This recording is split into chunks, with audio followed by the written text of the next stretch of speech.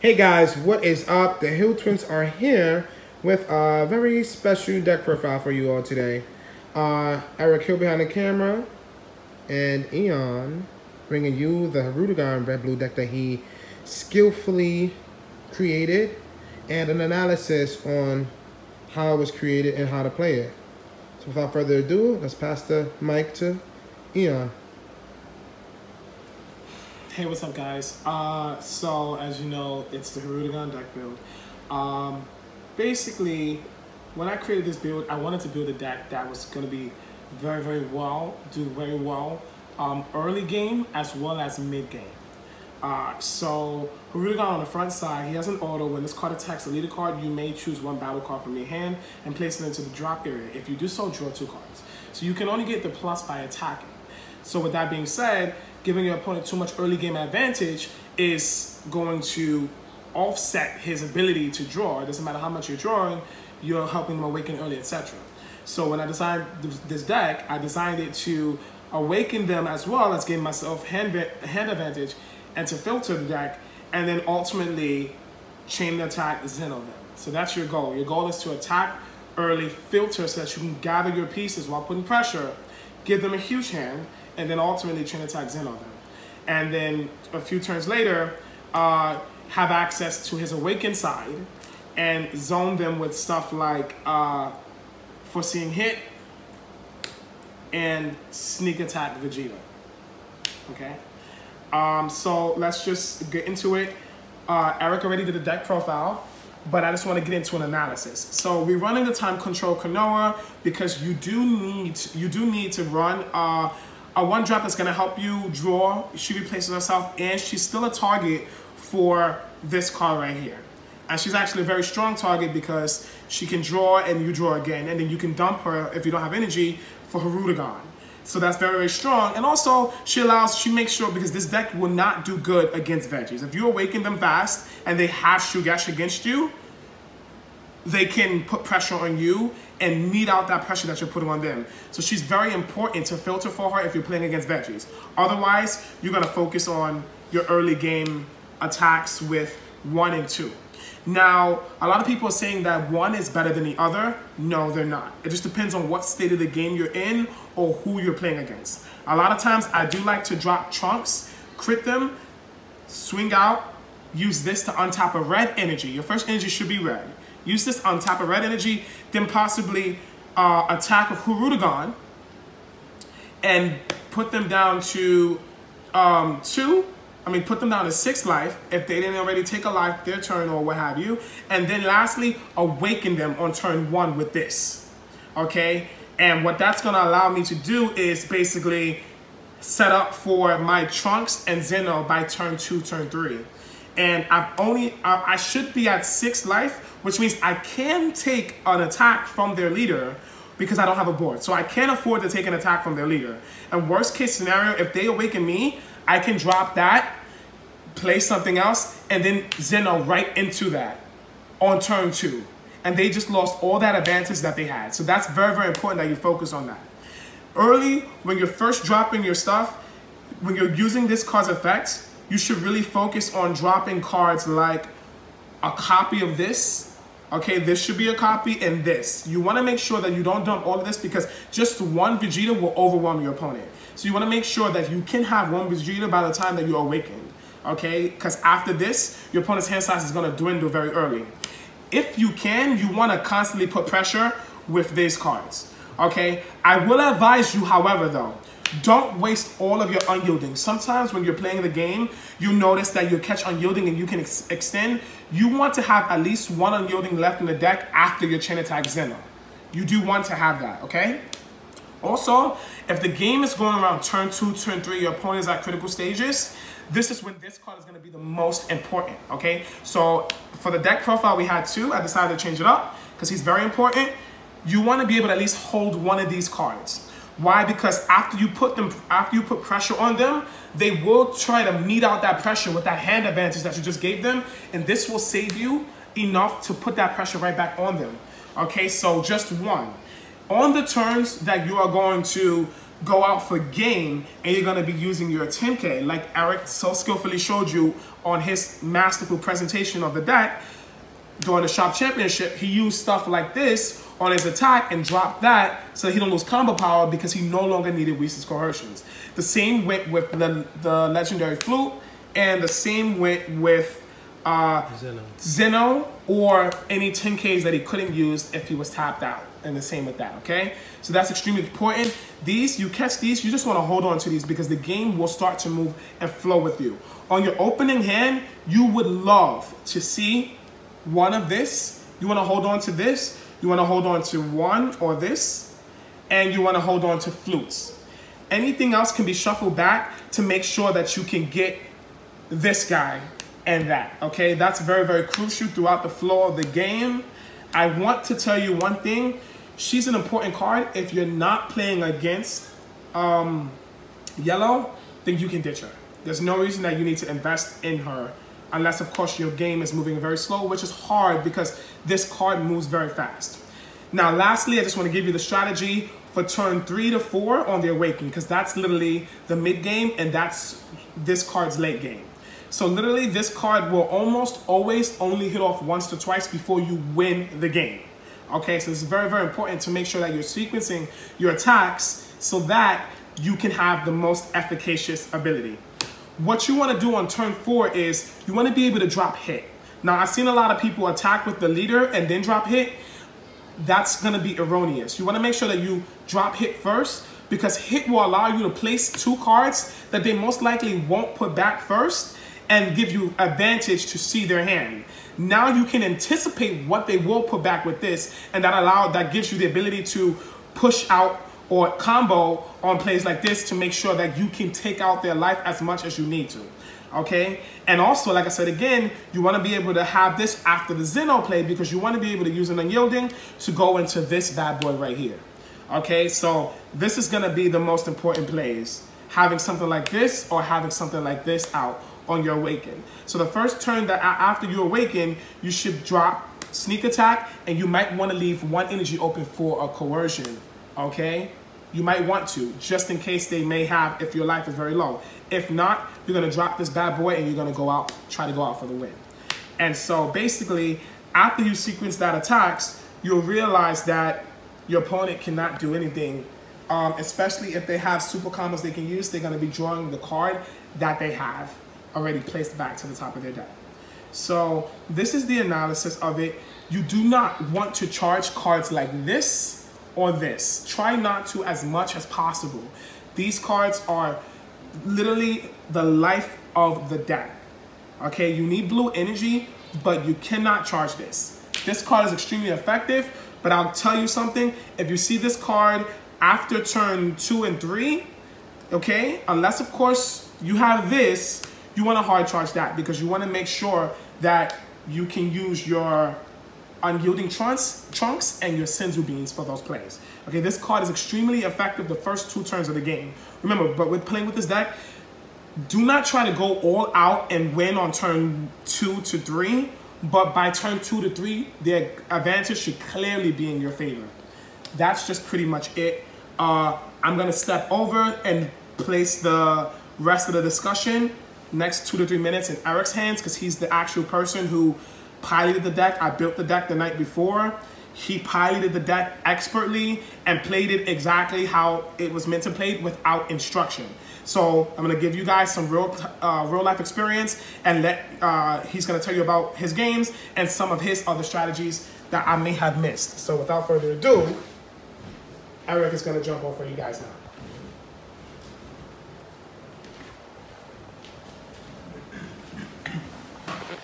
All right, guys. Thank you all for tuning in. So AI pretty much delivered exactly my thoughts of it, but I'll just give you some real life experience with the deck. So he was correct about a few things. Whenever you start in your hand, if you're not playing a yellow leader, you don't need to keep Corona.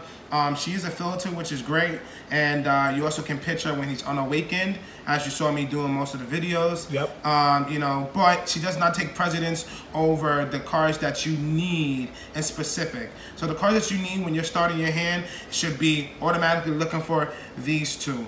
I just automatically always draw into him automatically, so that's just unfortunate for me. But I do want to say that you want to make sure you got these two, because chain attack and this depends on this.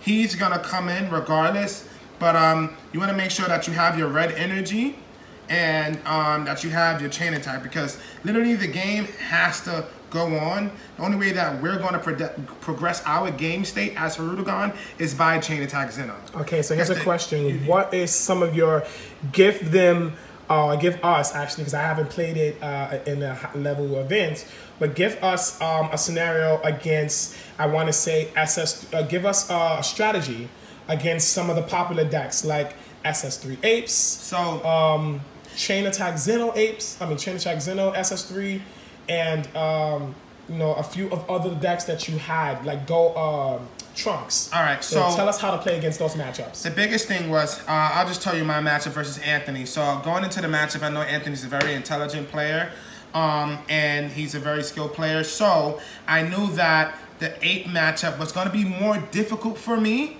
than it normally would for this deck.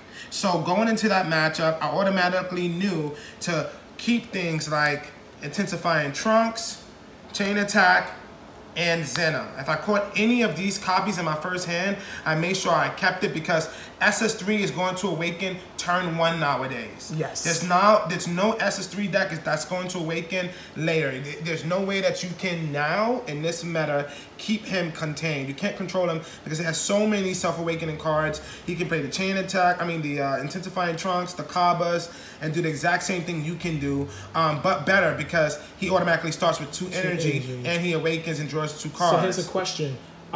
Against the so the apes, basically apes' biggest kryptonite is chain attack Zeno, right? Because Correct. of the fact that they. So the biggest thing was, I really wanted him to start committing to creating a board. I wanted him to start dropping his barrier stuff, and because that also allowed me to build up. So I was able to go to turn 4 with him, because he needed to get to turn 4 in order to really create a board. But I wasn't worried about bloodlust. I wasn't worried about any of my plays being stopped, because of the fact that SS3 is not that type of a deck. So I kind of took advantage of that, and it allowed me to, search out for these pieces much more efficiently, because I had a little bit more time to do it. Now, I also was able to apply lots of pressure right before I was going into the main pieces, which is the chain attack Zeno, by dropping things like Fu, and also attacking with the Kabas and intensifying Trunks. Gotcha. So here's another question. How would you approach the red-blue SS3 matchup that primarily plays cards like the Triple Strike Boo, and also plays Hit and Chain Attack Zeno? So we're not worried about that, because we're not necessarily self-awakening too fast.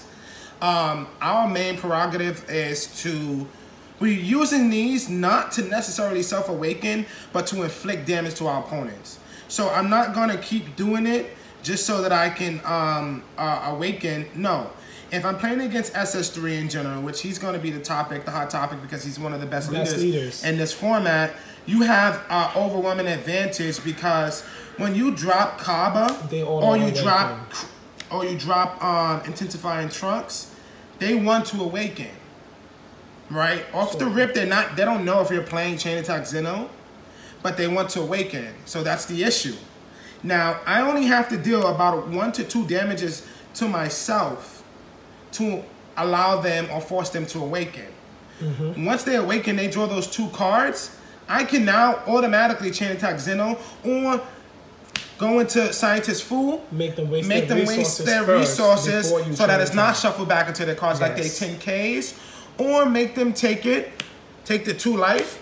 They go down to 2 life, I chain attack and reset everything. Now I'm sitting at 6 to 5 life unawakened, and I can clearly awaken myself, because I'm probably going to draw into the Kabas or something else. So basically, the question is, during your games when you played against that and you dropped full, you basically, if you had chain attack, you would possibly combo out a lot just to make sure that they either burn their resources or they take the life. Correct. Both are best case scenarios because they don't shuffle their resources back into their deck. Yeah.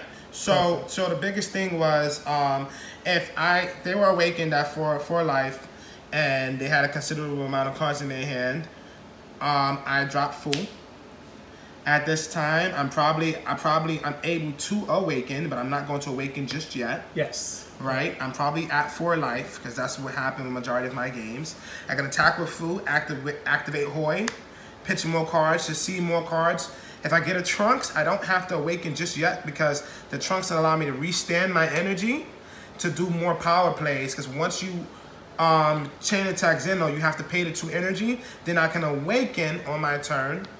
Untap the 2 to go back into more stuff. Gotcha. So the objective was to, use these cards so that I was able to apply a lot of pressure so that by the time I resetted everything, they had less resources than I did.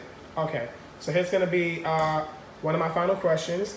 So lastly, another popular deck, especially because of the fact that it is a best of 1 format in major events now, is Ginyu. Ginyu's seeing a lot of play just outside of Shugesh because we have the Chronoa.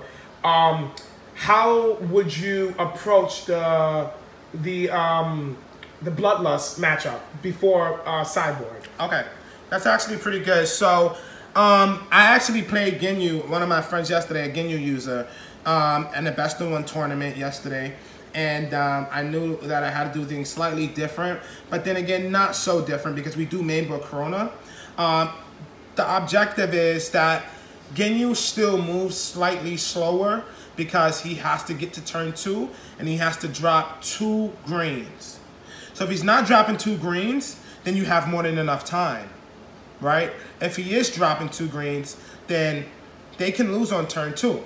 But that's solely consistent on you catching Chronoa. Me catching Chronoa. Because if you don't have Chronoa, they can invest. If you're speeding against them, which is also important, guys, to interject with it. If you're speeding against them and you don't have Chronoa, you make their Shugeshes live before you drop your Chronoa.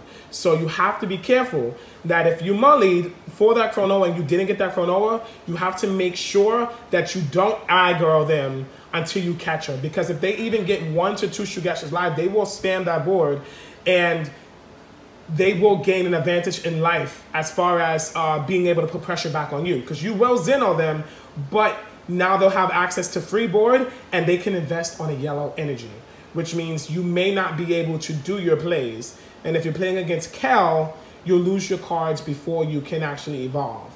So the game can possibly go bad against you. So going against Shugesh, turn 1, I left my energy open. I would drop him because I knew that they weren't able to get rid of him right away. Gotcha. Turn 2. Well, for starters, you want to make sure that you are definitely seeing Corona. So you want to make sure you're mulling for her. Okay. Or if you don't catch her, you put the whole hand back, honestly, because you can shut down the game. And the deck is so dense in what it does that you will see at least one of these cards no matter what. Yes. Because the deck is very consistent and simple. So you have a high chance, a probability rate of hitting 1, 2, and 3, right? So we only played 3 Konoas, so the chance of hitting her is lesser than the other main pieces, but that's why the whole hand goes back. Okay. The whole hand goes back, and you make sure you get her. I was able to catch her, so by that time, I was able to drop her instantly. But our main goal is let our opponent do what he does, because we don't have to inflict too much damage on him just yet. Okay, last one, which I said was my final question. Green is starting to mainboard stuff like full power energy. So they're shutting down our plays with Legendary Flute by leaving the green energy open and killing off our card before we can flute it back. What is a strategy against that? All right, so that's actually a good question. I actually played against that again yesterday, and that actually made me think a little bit more. So the objective is when you know you're playing against green, you want to start with Kabas. Because the objective of a deck is to, again guys, we don't need these to self-awaken. We need these just to inflict damage to our opponent. But we want to do it sooner than later, and that's the reason why we abuse cards like Kaba, Trunks, and Flute. Now, if you see they got the green energy open, I would start with my Kaba play. That way, if they get rid of Kaba, I'm not too worried about it. I still have a leader attack. I still can restand the green energy. And I mean, a red energy, and try it again. And you can still take the life. And I can still take the life. Now, on turn 2, right? That's a little bit more difficult, but you can also wait into turn 3. Okay. Now, that's for early game. So the early game drop will be the Kaba. You bait it out. You can still self-awaken. You get to see if they're running it. So now let's say it's later game and you really rely on that Zeno, but you don't have the energy. What would you do later game? Well, later game, we should have energy. Later game, we're probably going to be around turn 3 to 4. If it's turn 3 to 4, by this time, I can, you know, I'll either have 3 red energy or you know, 2 and 2. At this point of the game, we really could either hard cast him if we was really non-sure about or worried about that, but we don't really want to be worried about that because 9 out of 10 chances we have 2 of him in hand. Yeah, so we can expend 1 with a negate, and the other one will just reset that energy and go straight into him. Yeah, so basically, I was using this build yesterday, and I was playing against Eric, and Eric was actually main boarding full power energy. He was using Lord Slug. And basically, I had problems with full power energy, and what he basically told me after the game was, in a situation like that, just hard cast Kaba and end your turn. Because you want to make sure that you can evolve as free as possible. So you hard cast the Kaba and you wait. Especially against the decks that don't have kill. So that way you don't have to worry about full power energy. On the next turn, you just evolve. And that way you can go into Chain Attack Zeno the most efficient. Okay, so sometimes it doesn't pay to try to get the attack and thing. Sometimes you just be a little bit patient, especially if your opponent has been able to amass a huge board, or if they were able to... so before we end this video, I'll just say exactly what he said. If you know it's turn 1, you're on the play, you have the attack, you have him in your hand. You attack with Hirudegan first. Pitch a card to see more cards because you don't want them to negate the attack. 9 out of 10 chances they're going to take this attack. Then you can drop him. Depending on how many copies you got, you don't have to rush it because you still want them to waste resources. So you will probably attack with him if you have another one. It's not as necessary to do it, to Chain Attack Zeno, if they're not killing themselves yet. Because you don't want to just reset the game for no reason. Now, if they are a self-awakened leader, then you can further it by attacking or just waiting. You sit back if you're really worried about a negate that's going to kill. You sit back and you do nothing. I did play against Cell in the tournament. That's the last one I want to talk about. So Cell, I played against him, and how I played around him was I dropped my energy, I attacked first, I saw more cards.